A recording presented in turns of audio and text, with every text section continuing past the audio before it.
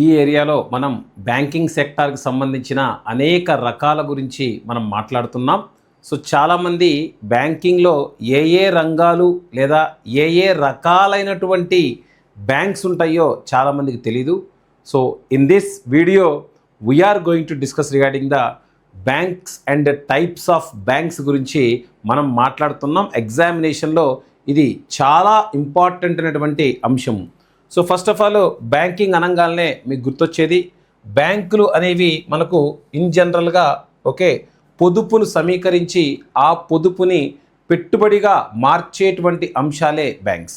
So బ్యాంకులు అనేవి it is జనాల నుంచి పొదుపు సమీకరిస్తాయి. ఓకేనండి. So they collect savings.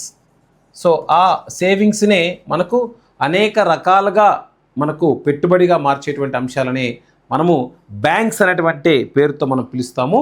In జనరల్గా మనం మాట్లాడినట్లయితే బ్యాంకింగ్ సెక్టార్లో చాలా రకాలైనటువంటి పదాలు మనకు కనపడతాయి. ఒకసారి బ్యాంకింగ్స్లో మనకు యూనివర్సల్ బ్యాంకింగ్ అనేది ఒకసారి చూస్తే ఇక్కడ జనరల్గా యూనివర్సల్ బ్యాంకింగ్ అంటే బ్యాంక్స్ అనేవి మనం కేవలం ఏమనుకుంటామంటే కొద్ది మందికి మాత్రమే సేవలు అందిస్తాయి అనుకుంటాం. కానీ బ్యాంకింగ్ టర్మ్ అనేది చాలా ఎక్స్పాండెడ్ టర్మ్. ఫస్ట్ ఇక్కడ మనం యూనివర్సల్ బ్యాంకింగ్ గురించి మనం మాట్లాడుతున్నాం. సో యూనివర్సల్ బ్యాంకింగ్ అంటే ఏంటి, అసలు యూనివర్సల్ బ్యాంకింగ్లో ఏ ఏ అంశాలు మనకు ఇంపార్టెంట్ అనేవి మనం మాట్లాడుకుందాం. సో ఇక్కడ ఫస్ట్ అండ్ ఫార్మోస్ట్ థింగ్ మనకు యూనివర్సల్ బ్యాంకింగ్ అని చెప్పాలి అంటే మనకు బ్యాంకింగ్ అనేది జనరల్గా మనకి ఈ యొక్క బీమా సౌకర్యాలు అందిస్తాయి. సో ఎస్బీఐ లైఫ్ ఇన్సూరెన్స్ మీరందరూ వినుంటారు. ఎస్బీఐ లైఫ్ ఇన్సూరెన్స్ ఏదైతే ఉందో అది అంటే ఎస్బీఐ బీమా వ్యాపారాన్ని కూడా అందిస్తుంది. సో ఎస్బీఐ అనేది మనకు బీమా వ్యాపారాన్ని కూడా అందిస్తుంది. సో దాంతోపాటుగా మనకు investment. So SBI mutual fund అనేది మీరు చాలామంది వినుంటారు, సబ్జెక్టెడ్ టు మార్కెట్ రిస్క్ అని. సో ఎస్బీఐ మ్యూచువల్ ఫండ్స్ని కూడా మనకు అందించడం జరుగుతుంది. సో ఎస్బీఐ మ్యూచువల్ ఫండ్స్ను అందిస్తుంది, దాంతోపాటుగా ఎస్బీఐ ఇన్సూరెన్స్ను కూడా అందిస్తుంది. సో దాంతోపాటుగా మనకు ఎస్బీఐ ఏదైతే ఉందో మనకు స్టాక్ మార్కెట్కి సంబంధించినటువంటి ఈ యొక్క సర్వీసెస్ కూడా ఎస్బీఐ అందిస్తుంది. ఇలా ఒక బ్యాంక్ అనేది అనేక రకాలైనటువంటి సేవలు అందించడాన్ని మనము యూనివర్సల్ బ్యాంకింగ్ అనేటువంటి పేరుతో మనం పిలవడం జరుగుతుంది. సో ఇక్కడ యూనివర్సల్ బ్యాంకింగ్ అంటే బ్యాంకులు అనేవి బీమా రంగానికి సంబంధించిన సేవలు, దాంతోపాటుగా బ్యాంకులు అనేవి ఈ యొక్క ఏదైతే mutual funds, best example state bank of India. State bank of India అనేది మ్యూచువల్ ఫండ్స్ని అందిస్తుంది. స్టేట్ బ్యాంక్ ఆఫ్ ఇండియా అనేది దాంతోపాటుగా బీమా ఇన్సూరెన్స్ సేవలను అందిస్తుంది. సో ఇలాగా దీన్నే మనము మర్చెంట్ బ్యాంకింగ్ అనేటువంటి పేరుతో కూడా మనం పిలుస్తాము. సో దీన్నే మనము మర్చెంట్ బ్యాంకింగ్ అనేటువంటి పేరుతో కూడా పిలవడం. ఆల్రెడీ మీకు గడిచినటువంటి గ్రూప్ 2 ఎగ్జామినేషన్స్లో, ఇతర ఎగ్జామినేషన్స్లో టైప్స్ ఆఫ్ బ్యాంక్స్ మీద ఒక ప్రశ్న గ్యారంటీగా వచ్చేటువంటి అంశం. ఇక్కడ మర్చెంట్ బ్యాంకింగ్ అంటే చెప్పాలంటే ఇది ఒక supermarket. So supermarket ఏ విధంగా అయితే అనేక రకాలైనటువంటి వస్తువులను మనకు అందిస్తుందో, సూపర్ మార్కెట్ ఏ విధంగా అయితే అనేక రకాలైనటువంటి వస్తువులను మనకు అందిస్తుందో దాన్నే మనం వచ్చేసేసి ఈ యొక్క మర్చెంట్ బ్యాంకింగ్ అనేటువంటి పేరుతో పిలుస్తాం. మరి బ్యాంకింగ్లోకి వెళ్తాము, మన బీమా కావాలంటే బీమా తీసుకోవచ్చు, అదేవిధంగా విభిన్న కంపెనీల్లో మనం ఇన్వెస్ట్ చేయాలంటే ఇన్వెస్ట్ చేయొచ్చు, దాంతోపాటుగా మనకు ఈ యొక్క బ్యాంకింగ్లో ఇన్వెస్ట్మెంట్స్ కూడా చేయొచ్చు. ఇలా ఉంటాన్ని మనం వచ్చేసేసి మర్చెంట్ బ్యాంకింగ్ అనేటువంటి పేరుతో కూడా మనం పిలవడం జరుగుతుంది. అక్కడ క్లియర్గా పేరులో కూడా ఉందండి. వాణిజ్య విధులు అంటే కమర్షియల్ ఫంక్షన్స్ అండి. కమర్షియల్ ఫంక్షన్స్ ఏమేంటివండి? బీమా వ్యాపారం కానీ, లేదా ఇన్వెస్ట్మెంట్ కానీ, లేదా స్టాక్ బ్రోకరింగ్ కానీ. సో ఇలాంటి అంశాల మీద కూడా బ్యాంక్స్ అనేవి సేవలు అందిస్తాయి. అసలు ఏదన్నా కమిటీ ఈ యొక్క యూనివర్సల్ బ్యాంకింగ్ని సూచించిందా అని అడిగితే కనుక ఇక్కడ మనం గమనించాల్సింది RH Khan committee. So RH Khan committee ఇలాంటి బ్యాంకింగ్లని సూచించడం జరిగింది. యూనివర్సల్ బ్యాంకింగ్ సిస్టమ్ని సపోర్ట్ చేసినటువంటి కమిటీ ఏమిటి అని ఎగ్జామ్ హాల్ అడిగితే so that is none other than RH Khan committee అనేది సపోర్ట్ చేయడం జరిగింది. సో భారతదేశంలో ఈ యొక్క యూనివర్సల్ బ్యాంకింగ్. సో ఇక్కడ మనం గమనించినట్లయితే యూనివర్సల్ బ్యాంకింగ్ ఏదైతే ఉందో ఇక్కడ మనం చూసినట్లయితే 3 అంశాలను మనం గమనించాలండి. ఒకటి వచ్చేసేసి రిటైల్ బ్యాంకింగ్. సో ఒకటి వచ్చేసేసి రిటైల్ బ్యాంకింగ్ని మనం ఎగ్జాక్ట్గా స్టడీ చేయాలి. మనం జనరల్గా మనం మాట్లాడినట్లయితే ప్రిపరేషన్ ఎప్పుడూ కూడా హై స్థాయిలో ఉండాలి. దాంతోపాటుగా సెకండ్ మోస్ట్ ఇంపార్టెంట్ ఫంక్షన్ వచ్చేసేసి wholesale banking. Second most important function వచ్చేసేసి wholesale banking. So third most important function, మూడవ ప్రధానమైనటువంటి అంశం వచ్చేసేసి ఫస్ట్ వచ్చేసేసి రిటైల్ బ్యాంకింగ్, సెకండ్ వచ్చేసేసి wholesale banking. So third one వచ్చేసేసి మనకు another most important bank investment banking. ఓకేనండి, పెట్టుబడి బ్యాంకింగ్. సో ఈ 3 రకాలైనటువంటి బ్యాంకింగ్ సేవలు మీరు బాగా గమనించాలండి.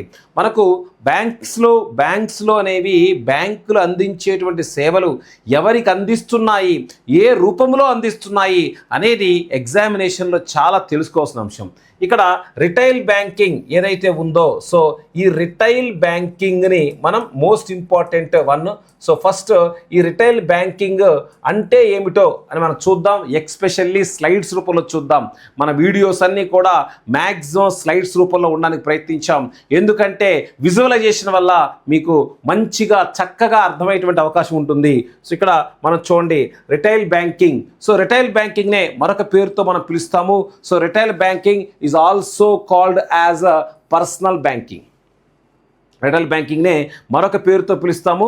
So retail banking is also called as a personal banking అనేటువంటి పేరుతో మనం పిలవడం జరుగుతుంది. ఇక్కడ జనరల్గా మనం చూసినట్లయితే ఫైనాన్షియల్ సర్వీసెస్. సో బ్యాంకులన్నీ కూడా అనేక రకాలైనటువంటి ఫైనాన్షియల్ సర్వీసెస్ని అందిస్తాయి. సో ఈ ఫైనాన్షియల్ సర్వీసెస్ని మనం జనరల్గా బ్యాంక్స్ అందించడం వల్ల ఎవరికి అందిస్తున్నాయి, ఉదాహరణ మనం చూసినట్లయితే ఈ ఫైనాన్షియల్ సర్వీసెస్ నేరుగా కస్టమర్కే అందించినట్లు అయితే, ఈ ఫైనాన్షియల్ సర్వీసెస్ నేరుగా కస్టమర్స్కే అందించినట్లయితే దాన్నే మనం వచ్చేసేసి ఏమని అంటామంటే పర్సనల్ బ్యాంకింగ్ అని అన్నా తప్పు లేదు. సో లేదా దాన్నే మనము రిటైల్ బ్యాంకింగ్ అన్నా తప్పు లేదు. రిటైల్ బ్యాంకింగ్ అంటే బ్యాంకులు ఒక వ్యక్తికి అందించేటువంటి సేవలు. Okay, I'm again repeating. Retail banking అంటే బ్యాంకులు ఒక వ్యక్తికి అందించేటువంటి సేవలు. ఓకే, దానినే మనము రిటైల్ బ్యాంకింగ్ అనేటువంటి పేరుతో పిలుస్తాం, లేదా దానినే మనము పర్సనల్ బ్యాంకింగ్ అనేటువంటి పేరుతో పిలుస్తాం. బోర్డు మీద నీట్గా డయాగ్రమాటిక్గా దాన్ని రిప్రజెంట్ చేయడం జరిగింది. ఇక్కడ జనరల్గా మీకు తెలుసు అసలు పర్సనల్ ఒక వ్యక్తికి బ్యాంకులు ఎటువంటి సేవలు అందిస్తాయి అనేది మనసారి చూసినట్లయితే ఒక వ్యక్తికి బ్యాంకులు ఎటువంటి సేవలు అందిస్తాయి అనేది మరోసారి చూసినట్లయితే సో జనరల్గా మనకి ఈ యొక్క saving account and checking the account balances. జనరల్గా మీరు ఏదైతే మీ బ్యాంక్ అకౌంట్స్ ఉన్నాయో అవన్నీ కూడా సేవింగ్ అకౌంట్సే, మర్చిపోవద్దు. అసలు సేవింగ్ అకౌంట్స్ అంటే ఏంటి సార్?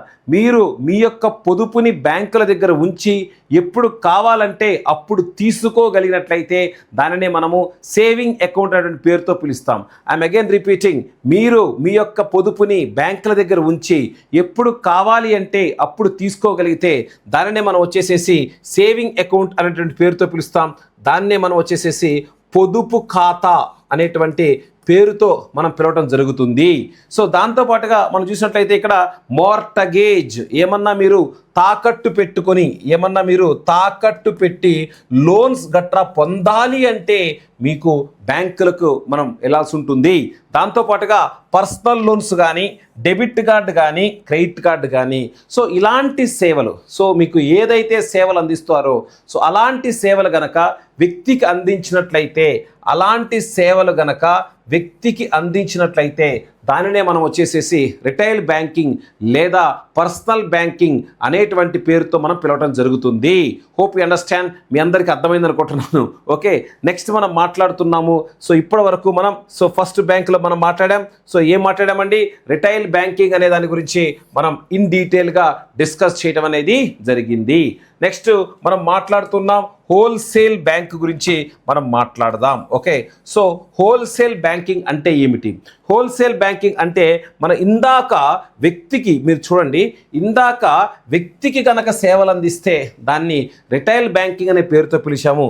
అదే గనక మనము సంస్థలకి గనక బ్యాంకులు గనక సేవలు అందిస్తే, సంస్థలు గనక బ్యాంకులకు సేవలు అందిస్తే దాన్నే మనం వచ్చేసేసి హోల్సేల్ బ్యాంకింగ్, అక్కడ రాసుంది చూడండి, హోల్సేల్ బ్యాంక్ అనే పేరుతో వ్యక్తులకు సేవలు అందిస్తే పర్సనల్ బ్యాంకింగు లేదా రిటైల్ బ్యాంకింగ్ అంటాము.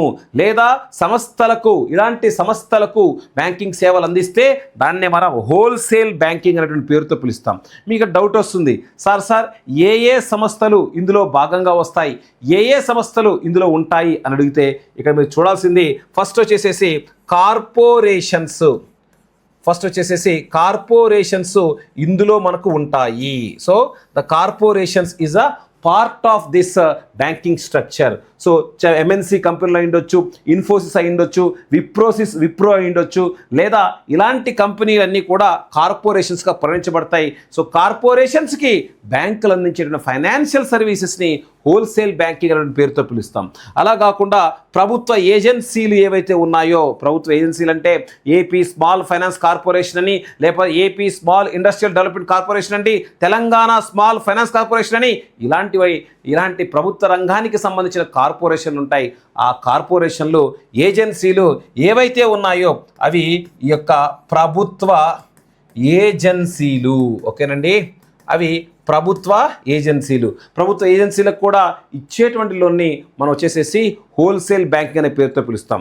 అలా కాకుండా ఇన్స్టిట్యూషనల్ ఇన్వెస్టర్. ఓకేనండి, ఇన్స్టిట్యూషనల్ ఇన్వెస్టర్ అంటే మనకు ఈ యొక్క సోకాల్డ్ థర్డ్ పార్టీ ఇన్వెస్ట్మెంట్స్ ఏవైతే ఉన్నాయో అలాంటి వాటికి కూడా సేవలు అందించినట్లయితే దానిని హోల్సేల్ బ్యాంకింగ్ అనేటువంటి పేరుతో మనం పిలవడం జరుగుతుంది. సో ఇక్కడ రిటైల్ బ్యాంకింగ్ అంటేనేమో వ్యక్తికి గనక సేవలు అందిస్తే దానిని రిటైల్ బ్యాంకింగ్ అనేటువంటి పేరుతో మనం పిలుస్తాం. అదే హోల్సేల్ బ్యాంకింగ్ అంటేనేమో సంస్థలకు గనక లేదా ప్రభుత్వ ఏజెన్సీలు గనక మల్టీనేషనల్ కంపెనీలకు గనక సేవలు అందిస్తే దాన్నే మనం వచ్చేసేసి హోల్సేల్ బ్యాంకింగ్ అనేటువంటి పేరుతో మనం పిలవడం జరుగుతుంది. సో ఇక్కడే మనకు మరొక మోస్ట్ ఇంపార్టెంట్ బ్యాంకింగ్ ఉంది, ఇన్వెస్ట్మెంట్ బ్యాంక్స్. అంటే తెలుగులో దాన్నే మనం వచ్చేసేసి పెట్టుబడుల బ్యాంకు అనేటువంటి పేరుతో మనం పిలుస్తాము. సో ఇక్కడ మనం గమనించినట్లయితే పెట్టుబడుల బ్యాంకు, సో ఇన్వెస్ట్మెంట్ బ్యాంక్స్ ఎలా ఉంటాయి? అసలు అక్కడ పేరులోనే ఉంది, ఇన్వెస్ట్మెంట్ అంటే పెట్టుబడి, లాభాన్ని ఆకాంక్షించి మనం ఇన్వెస్ట్ చేస్తే దాన్నే మనం ఇన్వెస్ట్మెంట్ అనేటువంటి పేరుతో మనం పిలుస్తాం. మనం వెళ్ళి బ్యాంకులో డబ్బులు దాచిపెడితే దాన్ని సేవింగ్ అనేటువంటి పేరుతో పిలుస్తాం. మనం వెళ్ళి ఒక కంపెనీలో వాటాని కొనుక్కుని ఆ కంపెనీలో లాభం వస్తే లాభం తీసుకొని, నష్టం వస్తే నష్టం తీసుకున్నట్లయితే దానినే మనం వచ్చేసేసి ఇన్వెస్ట్మెంట్ అనేటువంటి పేరుతో పిలుస్తాము. చాలా మందికి సుపరిచితమైనటువంటి పదమే. ఇక్కడ ఇన్వెస్ట్మెంట్ ఏదైతే ఉందో ఫస్ట్ చూడండి, మెర్జర్స్ అండ్ ఎక్వైజేషన్స్. ఏదన్నా ఒక కంపెనీ ఇంకో కంపెనీతో గనక మెర్జ్ అయినట్లయితే, సో ఒక కంపెనీ ఇంకో కంపెనీతో గనక విలీనం అయినట్లు అయితే, ఒక కంపెనీ ఇంకో కంపెనీతో విలీనం అయినట్లయితే దానినే మనం వచ్చేసేసి ఇన్వెస్ట్మెంట్లో భాగంగా మనం చూస్తాం. ఎందుకంటే ఒక ఎక్స్ అనే కంపెనీ వై అనే కంపెనీతో రెండు మెర్జ్ అయినట్లయితే it's a part of investment. So దాంతోపాటుగా క్యాపిటల్ రైజింగ్. చాలా సందర్భాల్లో మీకు తెలుసు, ఏదైనా ఒక సంస్థ నడపాలి అంటే ఒక్కరి వల్ల కాదు, ఆ సంస్థలో అనేక రకాలైనటువంటి వ్యక్తులు పెట్టుబడి పెడతారు. సో ఆ విధముగా పెట్టుబడి పెట్టడాన్ని మనం ఎకానమీ లాంగ్వేజ్లో ఐపీఓ అనేటువంటి పేరుతో పిలుస్తాం. ఐపీఓ ఫుల్ ఫామ్ వచ్చేసేసి ఇనిషియల్ పబ్లిక్ ఆఫర్ అనేటువంటి పేరుతో మనం పిలుస్తాము. సో ఐపీఓ ఏదైతే ఉందో it's a part of capital raising. So ఈ క్యాపిటల్ రైజింగ్ ఏదైతే ఉందో దీన్ని మనం మోస్ట్ ఇంపార్టెంట్ అంశంగా మనం పరిచయం జరుగుతుంది. దాంతోపాటుగా sales and trading. So trading అంటే ఏంటంటే మనం ఏదైనా సెల్ చేయాలన్నా లేదా ఏదైనా బై చేయాలన్నా సో అవన్నీ కూడా it's a part of trading. So trading services అందిస్తుంది. దాంతోపాటుగా ఐపీఓ సర్వీసెస్ అందిస్తుంది, సలహాలు సూచనలు ఇస్తుంది, పెట్టుబడిలో క్యాపిటల్ రైజింగ్ గురించి మాట్లాడుతుంది, అదేవిధంగా ఎక్వైజేషన్ గురించి మాట్లాడుతుంది. సో దాన్నే మనం వచ్చేసేసి ఇన్వెస్ట్మెంట్ బ్యాంకింగ్ అనేటువంటి పేరుతో మనం పిలవటం జరుగుతుంది. సో ఇక్కడ బ్యాంకింగ్ ఏదైతే ఉందో సో బ్యాంకింగ్లో మనం కొన్ని అంశాలు ఇక్కడ నీట్గా మాట్లాడాము. సో ఇక్కడ it is talks about IPOs కానీ లేకపోతే క్యాపిటల్ రైజింగ్, ఓకే, మూలధనాన్ని ఎక్వైర్ చేయటం కానీ ఐపీఓస్ కానీ వాటి గురించి మాట్లాడే దాన్ని మనం ఇన్వెస్ట్మెంట్ బ్యాంకింగ్ అంటాం. సో ఇక్కడ వరకు ఈ 3 పదాలకు క్లారిటీ వచ్చింది అనుకుంటున్నాను. రిటైల్ బ్యాంకింగ్ అంటేనేమో వ్యక్తికి అందించే సేవలు, దాన్నే మనము పర్సనల్ బ్యాంకింగ్ అనే పేరుతో కూడా మనం పిలుస్తాము. అదేవిధంగా హోల్సేల్ బ్యాంకింగ్ అంటేనేమో సంస్థలకు అందించేటువంటి సేవలను హోల్సేల్ బ్యాంకింగ్ అనే పేరుతో పిలుస్తాము. అదేవిధంగా ఇన్వెస్ట్మెంట్ బ్యాంక్స్ అంటే ఏంటంటే పెట్టుబడికి సంబంధించినటువంటి బ్యాంకులను మనం ఇన్వెస్ట్మెంట్ బ్యాంక్స్ అనేటువంటి పేరుతో మనం పిలవడం జరుగుతుంది. సో ఇక్కడే చూడండి, ఈ 3 అంశాలను అందించేటువంటి బ్యాంకులను మనం వచ్చేసేసి యూనివర్సల్, ఈ 3 అంశాలను అందించేటువంటి బ్యాంకులను వచ్చేసేసి మనం యూనివర్సల్ బ్యాంక్స్ అనేటువంటి పేరుతో మనం పిలుస్తాము. ఈ 3 అంశాలను అందించేటువంటి బ్యాంకులను మనము యూనివర్సల్ బ్యాంక్స్ అనే పేరుతో పిలుస్తాము. Hope you understand. యూనివర్సల్ బ్యాంక్స్లో రిటైల్ బ్యాంకింగ్ భాగమే, యూనివర్సల్ బ్యాంకింగ్లో మనకు హోల్సేల్ బ్యాంకింగ్ భాగమే, యూనివర్సల్ బ్యాంకింగ్లో ఇన్వెస్ట్మెంట్ బ్యాంకింగ్ కూడా మనకు భాగమే. సో చాలామంది మనం చూసినట్లయితే బ్యాంకింగ్ సేవలు అనేవి అనేక రకాలుగా అందించటం అనేది జరుగుతుంది. సో ఈ వీడియో ఇక్కడ వరకు చూసిన వాళ్ళకి ఖచ్చితంగా అసలు యూనివర్సల్ బ్యాంకింగ్ అంటే ఏంటనేది క్లారిటీగా అర్థమై ఉంటుంది. సో నెక్స్ట్ మనం మాట్లాడుతున్నాం మరొక మోస్ట్ ఇంపార్టెంట్ బ్యాంకింగ్ గురించి మనం మాట్లాడుతున్నాం, మిశ్రమ బ్యాంకింగ్. దాన్నే మిక్స్డ్ బ్యాంకింగ్ అనేటువంటి పేరుతో మనం పిలవడం జరుగుతుంది. సో మిశ్రమ బ్యాంకింగ్, దాన్నే మనము మిక్స్డ్ బ్యాంకింగ్ అనేటువంటి పేరుతో మనం పిలవడం జరుగుతుంది. సో ఇక్కడ జనరల్గా మనం చూసినట్లయితే డిపాజిట్లు ఏవైతే ఉన్నాయో, సో జనరల్గా మనం చూసినట్లయితే బ్యాంకులు ఏం చెప్పానండి, ప్రజల దగ్గర నుంచి డిపాజిట్ సమీకరిస్తాయి. It collects deposits from the people. So banks అనేవి collects deposits from the people. ఇక్కడ మనం చూసినట్లయితే ఏవైతే బ్యాంకులు ఏం చేస్తాయండి, రుణాలు ఇస్తాయి. సో రుణాలు ఏ ఫార్మేట్లో ఇస్తాయి, రుణాలు ఏ ఫార్మేట్లో ఇస్తాయండి, స్వల్పకాల రుణాలు మనకి ఇవ్వటం జరుగుతుంది. సో ఇన్ జనరల్గా స్వల్పకాల రుణాలు ఇచ్చి, అంటే బ్యాంకులు ఏవైతే ఉన్నాయో బ్యాంకులు ఈ యొక్క పొదుపుని సమీకరించి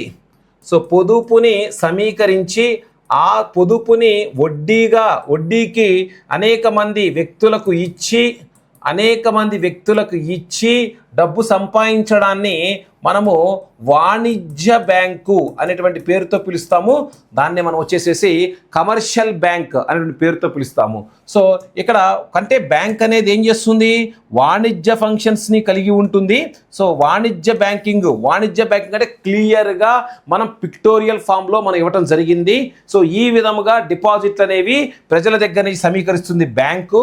ఆ విధముగా బ్యాంకు సమీకరించినటువంటి వాటిని రుణాలుగా, స్వల్పకాల రుణాలుగా ఇస్తుంది, లేదా దీర్ఘకాలిక రుణాలుగా కంపెనీలకు ఇస్తుంది.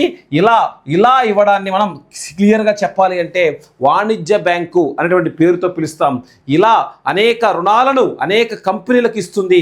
ఇలా ఇవ్వటం వల్ల బ్యాంకుకి ఏమొస్తుంది సార్ అంటే బ్యాంకుకి వడ్డీ వస్తుంది. సో ఇది ఒక టైప్ ఆఫ్ స్ట్రక్చర్. మరి రెండవ టైప్ ఆఫ్ స్ట్రక్చర్ ఏమిటనేది ఒకసారి మనం మాట్లాడుకుందాం. What is the second type of structure? Second type of structure ఏంటండి, ఇన్వెస్ట్మెంట్, పెట్టుబడి. అంటే ఇందాక మనం వడ్డీ ఆలోచించి మనం ఈ యొక్క కంపెనీ లోన్ ఇచ్చాం. ఇప్పుడు ఈ కంపెనీలో ఏవైతే ఉన్నాయో ఈ కంపెనీలో వాటాలను కొనుగోలు చేస్తున్నాం. సో మనం కంపెనీలో కనుక వాటాలను కొనుగోలు చేస్తే దాన్నే మనం వచ్చేసేసి ఇన్వెస్ట్మెంట్ అనే పేరుతో పిలుస్తాము. సో ఇక్కడ దాన్నే మనం వచ్చేసేసి ఇన్వెస్ట్మెంట్ బ్యాంకింగ్ అన్నా కూడా తప్పు లేదు. ఇక్కడ మనం చూసినట్లయితే షేర్స్లో బ్యాంకు షేర్స్లో ఇన్వెస్ట్ చేయొచ్చు, అదేవిధంగా బ్యాంకు డిబెంచర్స్లో కూడా ఇన్వెస్ట్ చేయొచ్చు. బ్యాంకులు షేర్స్లో ఇన్వెస్ట్ చేయొచ్చు, బ్యాంకులు డిబెంచర్స్లో ఇన్వెస్ట్ చేయొచ్చు. సో బ్యాంకులు అనేవి పెట్టుబడి వ్యాపారం కూడా చేస్తాయి. సో బ్యాంకులు అనేవి వడ్డీ వ్యాపారం చేస్తాయి, బ్యాంకులు అనేవి పెట్టుబడి వ్యాపారం కూడా చేస్తాయి. సో ఈ రెండు కలిపి చేయడాన్ని మనం వచ్చేసేసి మిక్స్డ్ బ్యాంకింగ్ అనేటువంటి పేరుతో పిలుస్తాం. తెలుగులో దాన్నే మిశ్రమ బ్యాంకింగ్ అనేటువంటి పేరుతో మనం పిలవటం జరుగుతుంది. Hope you understand. అసలు మిశ్రమ బ్యాంకింగ్ అంటే ఏంటో మీకు క్లారిటీ వచ్చింటుంది. అసలు ఏ విధముగా లోన్స్ ఇస్తారు, అదే విధముగా బ్యాంకులు అనేవి లోన్స్తో పాటుగా ఇన్వెస్ట్మెంట్స్ కూడా చేస్తున్నట్లయితే రెండింటిని కలిపి మనము మిశ్రమ బ్యాంకింగ్ అనేటువంటి పేరుతో మనం పిలవటం జరుగుతుంది. ఏది నేర్చుకున్నా స్టెప్ బై స్టెప్ అందంగా నేర్చుకోండి. తద్వారా మీకు ఏమవుతుందంటే ఒక క్లారిటీ ఓరియంటెడ్ ప్రిపరేషన్ సాగుతుంది. సో ఇప్పుడు నెక్స్ట్ మనం మాట్లాడుతున్నాము ఇక narrow banking. So narrow banking already అడిగినటువంటి ప్రశ్న. అసలు నారో బ్యాంకింగ్ అంటే ఏంటో పిక్టోరియల్ అసలు నేను చెప్పకపోయినా జస్ట్ మీరు అలా ఒకసారి మీరు అలా ఒకసారి బోర్డుకి గ్లాన్స్ చేసినా మీకు అర్థమైపోతుంది. ఇక్కడ జనరల్గా ఏం చేస్తామంటే ప్రజల యొక్క డిపాజిట్లను మనం బ్యాంకు కలెక్ట్ చేస్తుంది. ఇప్పటికే చాలాసార్లు చెప్పుకున్నాం, ప్రజల యొక్క డిపాజిట్లన్నీ బ్యాంక్ దగ్గరికి వస్తాయి. మరి ఈ బ్యాంక్ దగ్గరికి వచ్చిన డిపాజిట్లు ఏవైతే ఉన్నాయో సేఫ్గా ఉండాలి, ఎక్కడికి పోకూడదు. అసలు ఎక్కడ ఆ డిపాజిట్లకు భద్రత, ఆ డిపాజిట్లకు అత్యంత సెక్యూరిటీ లేదా అత్యంత భద్రత ఎక్కడ ఉంటుంది? ఆర్బీఐ దగ్గర ఉంటుంది. సో ఈ విధముగా ప్రజల దగ్గర నుంచి కలెక్ట్ చేసినటువంటి డిపాజిట్లను బ్యాంకు తీసుకుపోయి ఆర్బీఐకి సంబంధించిన సెక్యూరిటీస్ దగ్గర ఆర్బీఐకి సంబంధించిన లేదా ఆర్బీఐ సెక్యూరిటీలలో కనుక ఇన్వెస్ట్ చేసినట్లయితే నారో బ్యాంకింగ్ అనేటువంటి పేరుతో పిలుస్తాం. ఇక్కడ మీరు గమనించారా, ఆర్బీఐ దగ్గర మనం ఇన్వెస్ట్ చేస్తున్నామంటే మనకు ఏమైనా రిస్క్ ఉంటుందా? ఎటువంటి రిస్క్ ఉండదు. కాబట్టి ఇది రిస్క్ జీరో. అంటే బ్యాంకులు తమ దగ్గరకు వచ్చిన డిపాజిట్లను సేఫ్గా, సెక్యూర్డ్గా ప్రభుత్వానికి సంబంధించిన సెక్యూరిటీల్లో కానీ ఆర్బీఐ దగ్గర కానీ ఉంచి, ఎందుకంటే ఎప్పుడైతే మనం ఆర్బీఐ దగ్గర ప్రభుత్వ సెక్యూరిటీలో ఉంచామో మన డబ్బుకి ఎక్కడికి పోదు. కాబట్టి this type of banking is called as a narrow banking. దాన్నే మనం తెలుగులో వచ్చేసేసి సంకుచిత బ్యాంకింగ్ అనేటువంటి పేరుతో సంకుచిత బ్యాంకింగ్ అనేటువంటి పేరుతో పిలుస్తాం. So hope you understand. అసలు నారో బ్యాంకింగ్ అంటే ఏంటి, సంకుచిత బ్యాంకింగ్ అంటే ఏంటో మీకు ఇన్ డీటెయిల్డ్గా క్లారిటీ వచ్చి ఉంటుంది అన్డౌటెడ్లీ. సో నెక్స్ట్ మనం మాట్లాడుతున్నాం షాడో బ్యాంకింగ్. అసలు షాడో బ్యాంకింగ్ అంటే ఏంటి అంటే జనరల్గా మనం గమనించినట్లయితే బ్యాంకుల యొక్క ఫంక్షన్స్ని బ్యాంకు ఏతర వ్యక్తులు చేయటం. ఓకే, సో షాడో బ్యాంకింగ్ అంటే ఏంటి అంటే బ్యాంకుల యొక్క ఫంక్షన్ని, సో బ్యాంకుల యొక్క విధులను బ్యాంకులు కాకుండా సో బ్యాంకు ఏతర సంబంధితమైనటువంటి వ్యక్తుల చేత చేపించటం. బ్యాంకు ఏతర వ్యక్తులు అంటే ఎవరు సార్? నెక్స్ట్ ఇప్పుడు డౌట్ వచ్చిందండి, who is a person other than bank? అసలు బ్యాంకు ఏతర వ్యక్తులు అంటే ఎవరు సార్? సో బ్యాంకు ఏతర వ్యక్తులు అంటే as simple as that they are none other than agent banks. Okay, వాళ్ళందరూ కూడా ఏజెంట్ బ్యాంకులు. ఓకే, సో ఇక్కడ మనం చూసినట్లయితే బ్యాంకులు ఏవైతే మనకు ఏజెంట్ బ్యాంక్స్గా ఉంటాయో ఆ ఏజెంట్ బ్యాంక్స్ అనేవి అనేక ఫంక్షన్స్ని చేస్తుంటాయి.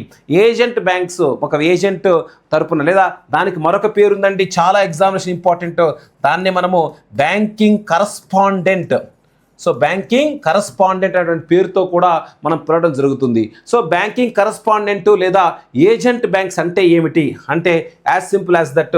సో ఇక్కడ ఏజెంట్ బ్యాంకింగ్ అంటే మనకు అకౌంట్ ఓపెనింగ్ చేయాలన్నా లేదా ఏటీఎం లాంటి సర్వీస్ చేయాలన్నా, పిన్ చేంజ్ చేయాలన్నా, మనీ ట్రాన్స్ఫర్ చేయాలన్నా, అకౌంట్లో బ్యాలెన్స్ ఎంక్వైరీ చేయాలన్నా, డిపాజిట్లు చేయాలన్నా ఈ ఏజెంట్ చేస్తాడు. ఈ ఏజెంట్ బ్యాంకు తరపున చేస్తాడు. అందువల్లే ఇతన్ని మనము ఏమన్నాము, షాడో బ్యాంకింగ్ అనే పేరుతో పిలుస్తాం. Shadow banking is the best example. Banking ఏజెంట్లు, బ్యాంకింగ్ కరస్పాండెంట్లు బ్యాంకుకు బదులుగా బ్యాంకు చేసేటువంటి ఫంక్షన్స్ చేస్తారు. దాన్ని మనం వచ్చేసేసి షాడో బ్యాంకింగ్ అనేటువంటి పేరుతో మనం పిలవటం జరుగుతుంది. సో ఇక్కడ మనం జనరల్గా మనం గమనించినట్లయితే బ్యాంకింగ్స్లో మరికొన్ని అంశాలు మనం ఇక్కడ మాట్లాడుకోవాలి. సో జనరల్గా కోర్ బ్యాంకింగ్ అనే ఒక బ్యాంకింగ్ ఉంటుందండి.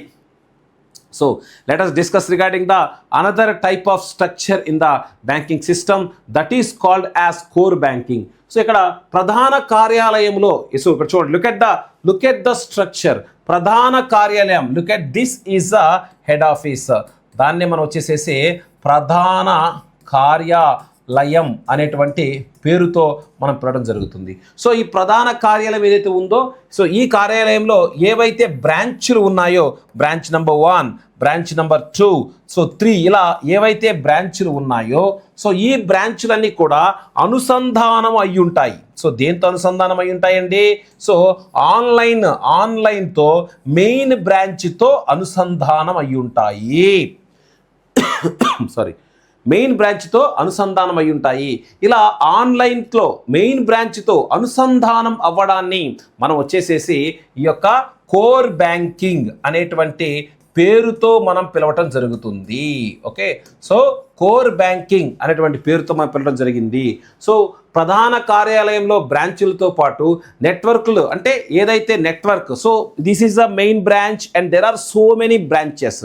మెయిన్ కార్యాలయానికి అనేక విభిన్నమైనటువంటి బ్రాంచులు కలిగి ఉంటాయి. సో ఇక్కడ ఎప్పుడైనా ప్రధాన కార్యాలయం ద్వారానే అన్ని ఫంక్షన్స్ కనుక జరిగితే దానిని యూనిట్ బ్యాంకింగ్ అనేటువంటి పేరుతో పిలుస్తామండి. సో ఇక్కడ చూడండి మనకు యూనిట్ బ్యాంకింగ్. సో ఏకైక బ్రాంచ్ని కలిగి ఉండి ప్రధాన కార్యాలయంగా అదే వ్యవహరిస్తూ అక్కడి నుంచే గనక అన్ని పనులు చేసేటువంటి బ్యాంకింగ్ వ్యవస్థను మనము యూనిట్ బ్యాంకింగ్ అనేటువంటి పేరుతో మనం పిలవటం జరుగుతుంది. సో యూనిట్ బ్యాంకింగ్ ఏదైతే ఉందో ఇది ఒక లొకేషన్. యాక్చువల్గా ఏంటంటే యూనిట్ బ్యాంకింగ్లో సింగిల్ ఆఫీస్. ఇక్కడ చూడండి, what are the characteristics of unit banking. Unit బ్యాంకింగ్కి ఎటువంటి లక్షణాలు ఉంటాయి అంటే సింగిల్ ఆఫీస్ ఫోకస్ ఉంటుంది. అదే విధముగా స్థానిక సమస్యలను వేగంగా ఇస్తుంది, ఎందుకంటే యూనిట్ బ్యాంకింగ్ కాబట్టి. అదేవిధంగా లోకలైజ్డ్ ఫోకస్, ఇది ఎక్కడా కూడా హెవీలీ అసోసియేటెడ్ విత్ ఈ యొక్క యూనిట్ బ్యాంకింగ్. ఏ దేశంలో ఎక్కువగా మీకు కనపడుతుందంటే యునైటెడ్ స్టేట్స్లో ఈ యొక్క యూనిట్ బ్యాంకింగ్ అనేది ఎక్కువగా కనపడటం జరుగుతుంది. యునైటెడ్ స్టేట్స్లో ఈ యొక్క యూనిట్ బ్యాంకింగ్ ఎక్కువగా కనపడటం జరుగుతుంది.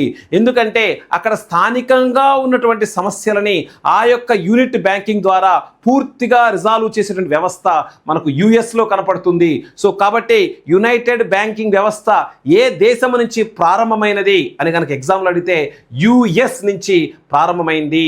అలా కాకుండా మనం ప్రస్తుతం భారతదేశంలో ఉన్నటువంటి వ్యవస్థ ఈ వ్యవస్థ కాదు. ప్రస్తుతం భారతదేశంలో వ్యవస్థ బ్రాంచ్ బ్యాంకింగ్. అంటే ఏంటండి, ప్రధాన కార్యాలయం ఉంటుంది, ఆ ప్రధాన కార్యాలయానికి సంబంధించినటువంటి అదర్ బ్రాంచెస్ డిఫరెంట్ ప్లేసెస్లో ఎస్టాబ్లిష్ చేస్తాం. ప్రజలందరూ, కస్టమర్స్ అందరూ అక్కడికి వచ్చి ఆ యొక్క బ్యాంకింగ్ సేవలు వినియోగించుకోవడం జరుగుతుంది. సో దాన్ని మనం వచ్చేసేసి బ్రాంచ్ బ్యాంకింగ్ అనేటువంటి పేరుతో మనం పిలుస్తాం. సో ఇక ప్రధాన కార్యాలయం దేశవ్యాప్తంగా అనేక బ్రాంచీలు. సో దేశవ్యాప్తంగా అనేక బ్రాంచీలు. So this includes improved the convenience of the, అంటే జనాలకి ఎక్కడ సేవలు కావాలంటే అక్కడ అందిస్తున్నాం కాబట్టి ఆ యొక్క దాంట్లో కన్వీనియన్స్ ఉంటుంది. సో దాంతోపాటుగా పర్సన్ ఏవైతే ఉన్నాయో కాంప్లెక్స్ టాస్క్స్, మెసేజెస్ కానీ సరే, మార్టగేజెస్ కానీ, ఫైనాన్షియల్ సర్వీసెస్ కానీ వాళ్ళు అనుకున్న స్థానంలో పొందే అవకాశం ఉంటుంది. సో ఇలాంటి వాటి వల్ల మనకు ఆబ్వియస్గా బ్రాంచ్ బ్యాంకింగ్ ఇవన్నీ కూడా కోర్ బ్యాంకింగ్కి తేడా ఏంటంటే, సో ఆల్ దీస్ బ్యాంక్స్ ఇక్కడ చూడండి, కస్టమర్ అనేవాడు కస్టమర్ ఎక్కడ నుంచైనా సేవలు వినియోగించుకోవచ్చు. ఒకవేళ ఆ రోజు కస్టమర్ వచ్చేసేసి బెంగళూరులో ఉన్నాడు, ఒకవేళ ఆ రోజు కస్టమర్ వచ్చేసేసి బెంగళూరులో ఉన్నాడు, మరి బెంగళూరులో ఉన్నటువంటి కస్టమర్ కూడా ఆ యొక్క బ్యాంకింగ్ సేవలను అద్భుతంగా వినియోగించుకోవచ్చు. That is the beauty of core banking. So core banking ఎందుకు అలా చేయగలుగుతున్నాం? సో అవన్నీ కూడా బ్యాంకులన్నీ కూడా ఆన్లైన్తో అనుసంధానం అయి ఉన్నాయి. సో దేర్ బై ఒకవేళ అలా కాకుండా ఏటీఎంకి వెళ్ళైనా నువ్వు నీ యొక్క సర్వీసెస్ని పొందవచ్చు. అలా ఒక బ్యాంకింగ్ యొక్క సేవలను ఇంటర్నెట్ సదుపాయంతో ఎక్కడి నుంచైనా పొందగలిగితే దానినే మనం వచ్చేసేసి కోర్ బ్యాంకింగ్ సిస్టమ్ అనేటువంటి పేరుతో మనం పిలవటం అనేది జరుగుతుంది. సో ఈ విధంగా అసలు బ్యాంకింగ్ యొక్క టైప్స్ ఏంటి, అసలు బ్యాంకుల రకాలేంటి, యూనివర్సల్ బ్యాంక్ అంటే ఏంటి, రిటైల్ బ్యాంక్ అంటే ఏమిటి, కమర్షియల్ బ్యాంక్ అంటే ఏమిటి అనేది ఈ వీడియోలో మనం డిస్కస్ చేశాం. Thank you very much. మరొక వీడియోలో మళ్ళీ కలుద్దాం. నేను మీ శివప్రసాద్, ఎకానమీ ఫ్యాకల్టీ.